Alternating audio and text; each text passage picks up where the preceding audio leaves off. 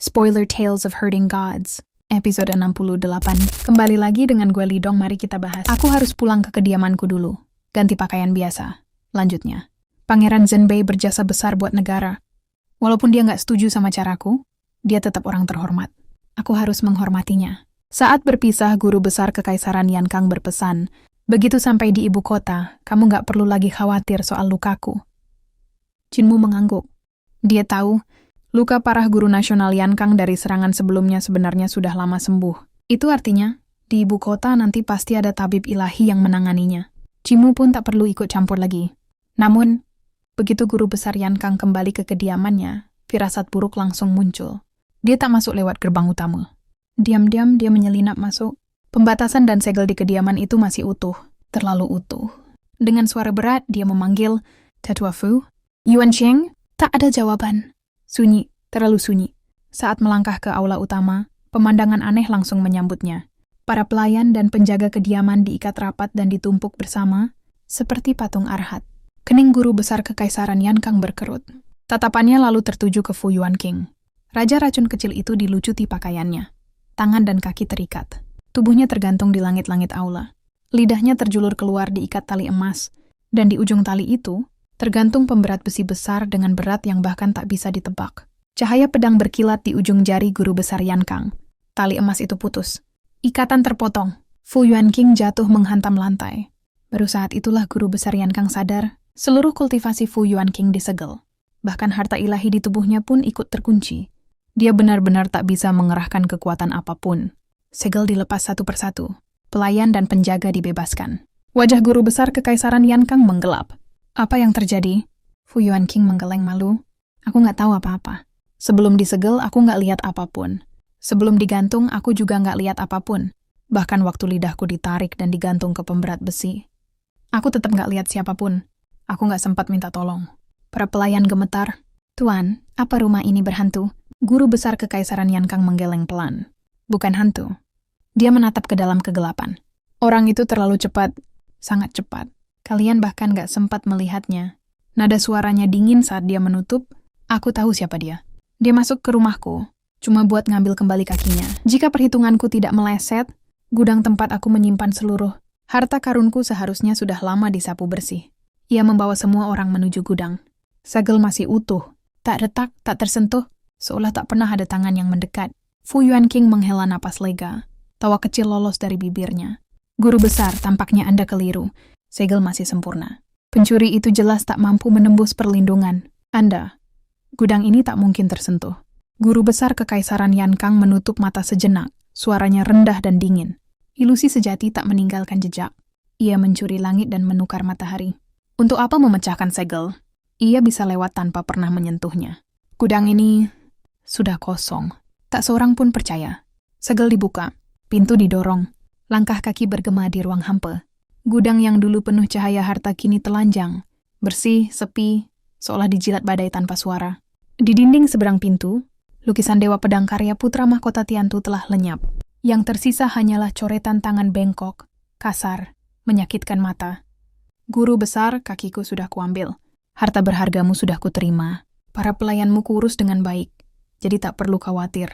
Oh ya, tempat tidurmu, aku tidur di sana. Setelah bangun, aku buang hajat di atasnya. Aku juga menyeduhkanmu teh harum di ruang kerjamu. Urusan kita selesai. Tak perlu berterima kasih. Wajah guru besar Yankang menggelap. Ia berbalik dan melangkah cepat ke kamar tidur. Selimut diangkat. Bau busuk menghantam wajahnya. Ia menutup hidung, melambaikan tangan dengan marah. Tetua Fu, usir dia, usir! Kasur digulung, selimut dibungkus, namun bau itu tak mau pergi. Tuan, kata Fu tua ragu. Apakah tempat tidur ini juga dibuang? Buang. Dia memasuki ruang kerja. Bau yang sama. Di meja teko berisi cairan kuning oranye, jelas bukan teh. Dengan satu kibasan lengan, teko dan cangkir melayang keluar jendela. Pak Jinggen! Suaranya bergetar. Mengambil kaki itu satu hal. Tapi makan, minum, tidur, dan buang hajat di rumahku, Tetua Fu siapkan set teh dan tempat tidur baru. Fu tua terdiam sejenak. Tuan, uang kita hampir habis. Guru besar tertegun. Hadiah kaisar belum tiba. Gaji bulanan belum dibayarkan. Ia terdiam, lalu bertanya pelan. Apakah gaji bulan ini sudah habis? Fu tua mengangguk. Sebagian besar Anda bawa bepergian. Sisanya untuk hadiah para pangeran, menteri, kelahiran anak. Ulang tahun Ibu Suri pun dianggap terlalu sederhana. Napas panjang, Pangeran Zhenbei wafat. Kita masih harus memberi penghormatan. Benarkah tak ada lagi yang bisa digadaikan? Keheningan menjawab. Rumah itu sederhana. Tak ada perabot mewah. Tak ada harta biasa. Yang ia miliki hanyalah benda-benda aneh. Kaki suci, lukisan Tiantu. Dan justru itulah yang dicuri. Bagaimana jika aku meminta uang muka gaji? Reputasi Anda, Tuan. Meminjam? Semua kenalan Anda sedang bertugas perang, dan Anda sering meminjam tanpa mengembalikan. Ia terdiam lama lalu berkata, aku bisa melukis, kujual lukisanku. Dengan tanda tangan? Tidak, menandatangani berarti suap. Kalau begitu takkan laku. Amarah meledak, aku menyalin lukisan putra mahkota Tiantu berkali-kali. Aku mungkin bukan sang bijak seni, tapi aku tidak buruk. Futua menghela napas. Di ibu kota, seniman sebanyak ikan menyeberangi sungai. Berapa yang benar-benar hidup dari kuas? Hining. Aku tahu siapa yang punya uang, katanya tiba-tiba, tersenyum. Dia murah hati. Aku akan meminjam darinya. Chinmu kembali ke kediamannya. Aroma obat menyambutnya dari halaman sendiri.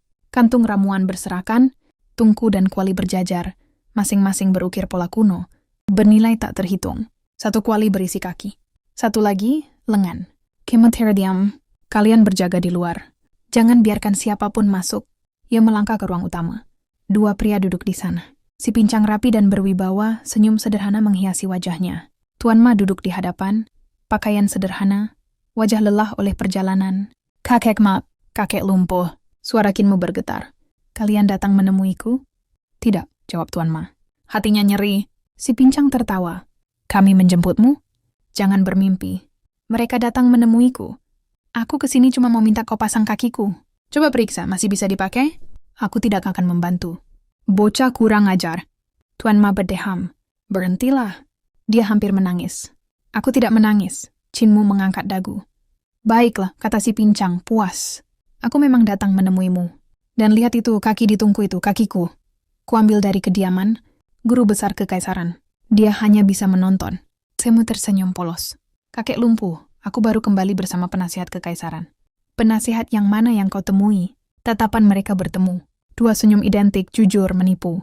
Senyum orang-orang yang bahkan saat menusuk dari belakang, tetap membuatmu percaya pada mereka. Chinmu dan si lumpuh saling menatap. Namun Guru Ma, yang tampak dingin di luar tetapi lembut di dalam, akhirnya angkat bicara. Kalian sudah dewasa.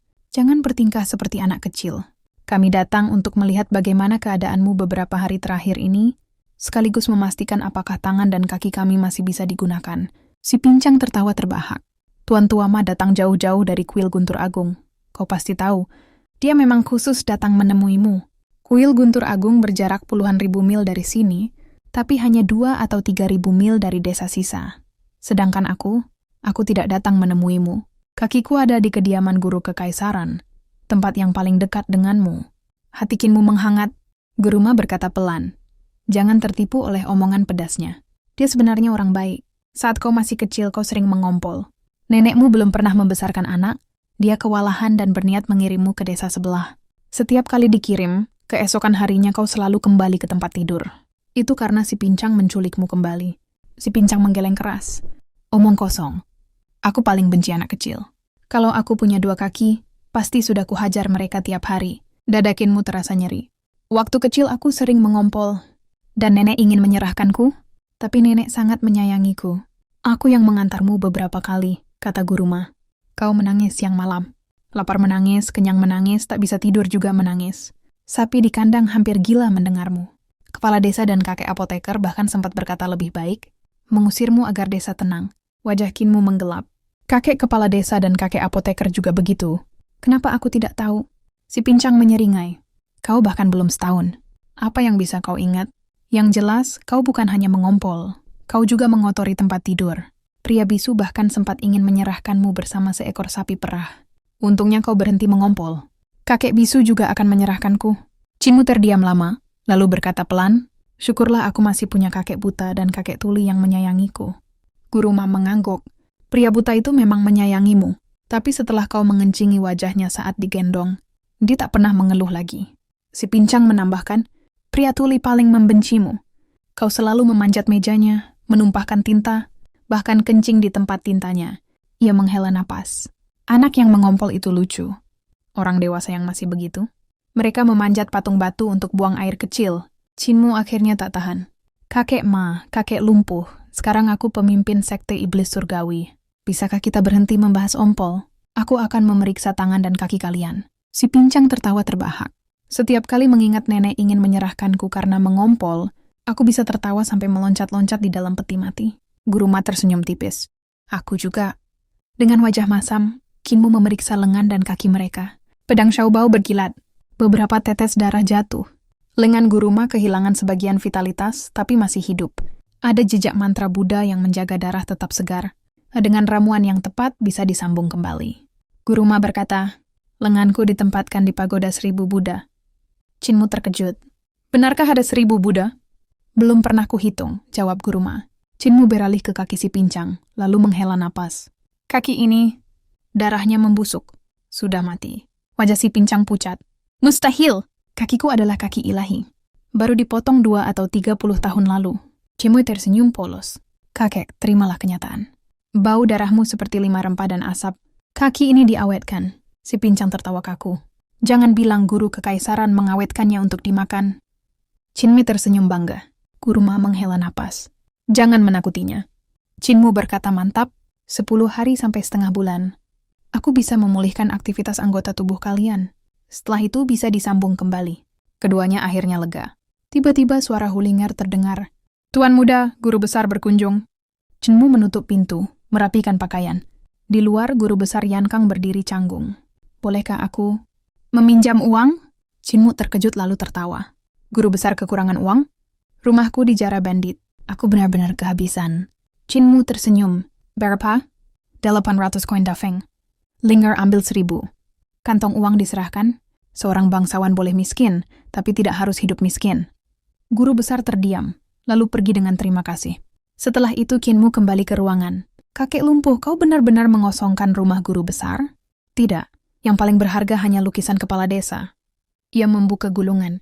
Ambil ini. Jangan dibuka. Sekali lihat kau bisa buta. Chinmu menyimpannya. Saat malam turun, Chinmu memandangi ramuan obat hasil pinjaman. Dengan ini, tangan dan kaki mereka pasti bisa disembuhkan. Chinmu menyiapkan ramuan dan obat, lalu langsung mengobati lengan Guru Ma dan kaki pria lumpuh itu. Setelah itu, ia pergi ke gudang Akademi Kekaisaran dan membeli bubuk gu dari perbatasan selatan. Bubuk itu bernama Crimson Beauty Gu, serangga gu berukuran mikroskopis. Dengan mata biasa ia tak terlihat, hanya penglihatan batin yang mampu menangkap keberadaannya.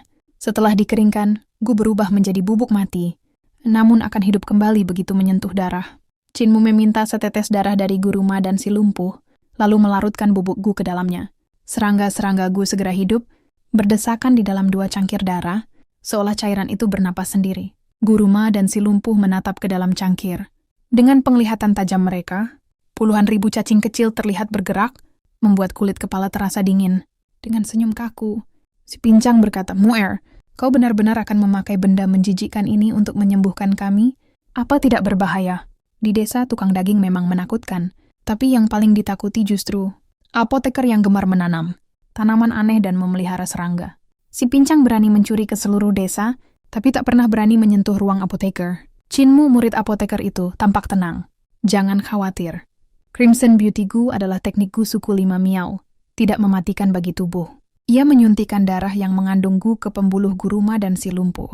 Gu ini disebut kecantikan merah karena mampu menjaga tubuh tetap hidup, bahkan mendekati kematian. Ucapan itu membuat si lumpuh bergidik. Lengan dan kaki mereka dimasukkan ke dalam kuali obat. Chinmu menjelaskan dengan tenang bahwa gu akan memakan darah mati, jaringan rusak, tulang pecah, hingga sumsum yang membusuk. Karena itu, gu ini juga digunakan sebagian wanita perbatasan selatan untuk menjaga keremajaan. Anak itu malah bertanya polos tentang maksud gadis kencang, membuat si pincang cepat menyela dan menyuruhnya diam. Chinmu kemudian menunjukkan kelemahannya. Gu harus diberi darah segar setiap hari. Semakin lama jumlah gu bertambah dan kebutuhan darah ikut meningkat. Di tanah 5 miao, banyak pria muda mati kering setelah darah mereka dihisap untuk memberi makan gu milik wanita cantik. Si lumpuh makin pucat. Chinmu menanam biji di tanah giok di aula utama, lalu menyiramnya dengan air danau naga giok. Tunas langsung tumbuh dengan kecepatan mencengangkan. Ia mengaktifkan teknik asal bumi penciptaan. Segel tangannya berubah tanpa henti. Setiap sentuhan pada daun memunculkan bunyi jernih seperti nada kecapi. Pohon itu tumbuh tinggi, berbunga putih seperti salju, lalu berubah menjadi pohon pir. Bunga gugur, buah hijau muncul, lalu membesar seiring perubahan segel tangan Kinmu. Ia menjelaskan bahwa gu kecantikan merah telah dimodifikasi oleh akademi kekaisaran agar tak bisa berkembang biak, dan bahwa tabib istana menjual pil pembasmi gu dengan harga luar biasa mahal. Tabib kekaisaran kaya raya karena pil itu, katanya santai. Mata si pincang berbinar. Buah pir matang menguning, harum memenuhi ruangan. Kinmu memetik beberapa dan melemparkannya pada Guruma dan si lumpuh. Rasanya manis dan segar, membuat keduanya kagum. Ini adalah teknik asal bumi dari kitab suci. Pemeliharaan iblis surgawi agung. Guruma menyimpulkan bahwa Kinmu berlatih dengan benar, berbeda dengan Nyonya Tuasi yang telah menyimpang dari hakikat roh yang. Buah pir kuning dimasukkan ke dalam sup obat. Gu kecantikan merah dipaksa keluar bersama jaringan mati, tanpa sisa. Ramuan itu juga mengaktifkan darah, memungkinkan lengan dan kaki yang lumpuh pulih perlahan. Kinmu memindahkan pohon pir ke halaman, lalu berbagi buah dengan roh rubah dan naga.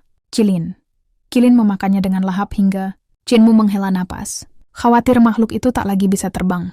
Si pincang tak betah diam. Ia memaksa Guruma keluar berjalan-jalan. Kinmu tak khawatir. Dengan Guruma di sampingnya, masalah tak akan muncul. Beberapa hari kemudian, siswa Akademi Kekaisaran kembali dari medan latihan. Mereka menghadapi pemanggilan iblis, pengendalian mayat, hingga serangan mendadak Jenderal Xiaoyi. 30% elit tewas. Berkat bala bantuan Yan Kang dan 2 bersaudara Yu yang menyatukan pedang mereka, pemberontakan di Lizhou akhirnya dipadamkan. Sungai dipenuhi cahaya pedang, kapal jatuh, mayat berserakan. Kerugian Akademi Kekaisaran sangat besar. Gu Linwan dihukum, diturunkan pangkat, namun tetap menjabat. Ia berharap nama Kinmu tercantum dalam daftar korban. Tapi harapan itu pupus. Dalam perjalanan ke istana, ia bertemu Kasim pembawa dekrit. Kinmu justru akan dipromosikan. Ini tugasnya, kata Gu Linwan dingin. Kasim itu tersenyum. Yang Mulia berkata, ada orang yang bahkan tugasnya sendiri tak mampu diselesaikan. Maka perlu dijadikan contoh. Berapa banyak ayam yang akan disembelih? Apakah Soko salah satu ayam itu atau monyet? Kelopak mata Gu Linwan bergetar. Rasa dingin menjalar dari jantungnya. Ia cepat-cepat menyelipkan beberapa koin dafeng ke tangan Kasim itu, menenangkan napas, lalu melangkah menuju istana. Belum jauh berjalan, ia kembali bertemu Kasim lain yang juga membawa titah. Kekaisaran menuju Akademi Kekaisaran. Selamat, Tuanku. Gu Linwan tersenyum kaku. Apa yang patut dirayakan? Dokter Akademi Kekaisaran Anda berjasa besar dalam menumpas pemberontakan. Yang Mulia memerintahkan pelayan tua ini menyampaikan penghargaan dan promosi. Gu Linwan terkejut. Dipromosikan lagi? Baru saja ada Kasim lain mengatakan hal yang sama. Bagaimana bisa 2 kali? Kasim itu menjelaskan dengan nada ringan. Promosi pertama karena orang lain lalai. Sementara dokter Akademi Kekaisaran menjalankan tugasnya dengan baik, maka ia naik ke peringkat 6. Kali ini, jasanya di perbatasan selatan luar biasa, jadi ia naik lagi ke peringkat 5. Dengan tangan gemetar, Gu Linwan kembali menyelipkan koin dafeng. Akademi Kekaisaran merasa terhormat. Kasim itu tersenyum puas dan pergi. Gu Linwan melanjutkan langkahnya, pikirannya kosong. Tak lama, ia bertemu Kasim ketiga. Wajah Kasim itu berseri-seri. Selamat, Tuanku. Selamat. Gu Linwan hampir kehabisan senyum. Apalagi kali ini? Dekrit Kekaisaran. Kinmu, tabib Akademi Kekaisaran, dipromosikan menjadi Zhongshan Dafu tingkat 5 karena menyembuhkan guru kekaisaran. Gajinya setara pejabat istana. 3 kenaikan pangkat dalam 1 hari, peristiwa langka. Gu Linwan mengangguk hambar, kembali mengeluarkan koin. Begitu Kasim itu pergi, wajahnya langsung mengeras. 3 promosi berturut-turut. Jika bocah itu naik lagi, mereka akan setara pangkat. Dan semua ini menghabiskan hartanya. Kalau dia naik lagi, aku harus memanggilnya Pak. Di Akademi Kekaisaran, Kinmu menerima 3 dekrit kekaisaran sekaligus. Pangkat Zhongshan Dafu, peringkat 5, tanpa kekuasaan nyata. Ia melemparkan gulungan dekrit ke ruangan barat, tak ambil pusing. Ia tenggelam dalam kultivasi alam 5 elemen. Saat energi bintang Zensing mengalir, tubuhnya berubah. Kaki menyatu menjadi ekor ular, kepala manusia menjulang, 2 pintu ilusi muncul di punggungnya. Cahaya kuning kebumian turun dari langit, menstabilkan wujud ilahinya. Di tangannya, bayangan sebuah gulungan muncul. Aksara kuno seperti matahari, bulan, serangga, dan ikan berkelindan, asing dan purba. Tulisan serupa juga terukir samar di gerbang di belakangnya. Jenis naskah apa ini? Saat pikiran itu muncul, suara berat dan dingin bergema di benaknya. Hentikan pikiran sia-sia. Ini adalah naskah Yudu. Bagaimana makhluk kecil sepertimu bisa memahaminya? Semu merinding. Siapa kau? Suara itu tertawa pelan. Masih berpura-pura? Saat aku meminjam matamu untuk melihat kekuatan guru nasional Yang Kang, kau seharusnya sudah mengenaliku. Nada suaranya menekan, kelam dan kuno.